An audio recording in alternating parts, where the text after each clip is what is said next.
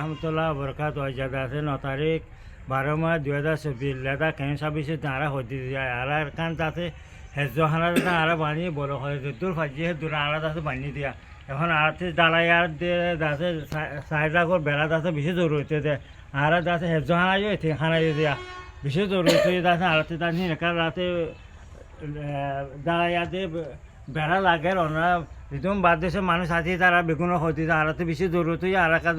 হিন্দাতে দিভালি আর বেশি বেতর বেতে আর কাদা হাম হতাতে অনাথ বাদ দেশের মাঝে আর একটা মদত করে হয়তো আর তো আর তাতে বেশি। আসসালামু আলাইকুম রহমতুল্লাহি আজিয়া 9 তারিখ 2024 12 মাস তাইলে বাংলাদেশের লেদার কেন বর্তমান আর একখান এজখানা মদ্রাসা তৈয়ার করছিয়া দূর করি ভাজিয়া সালইতে তো নিউতে দূর করি ভাজিয়া এখন বাকি ডালাই চারিটা করে বেড়া ইন থাইয়ে গই তাহলে আর তো আর শক্তি নাই ইন আল্লাহ বলি আর তখন তখন বেশি মজবুর ওনার কাছে সোয়াল করি না ওনারা দিবা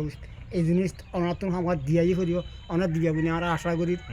আসসালামু আলাইকুম রহমতুল্লাহি ওয়া বারাকাতুহু আমরা বুদ্ধি পাচ্ছি বলে আশা করি আলহামদুলিল্লাহ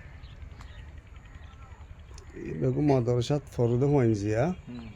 এ হইনি হেফজান ইয়ানত ফরিব দে হনমিকাত বেরে না হারিদ আমার হাসে রিকোয়েস্ট করা যাবে মাতি না করম আতি না পারো আসসালামু আলাইকুম ওয়া রাহমাতুল্লাহি ওয়া বারাকাতুহু 9 তারিখ ইনা জান 9 তারিখ 12 মাস 2024 লেদা কেন সাবিসে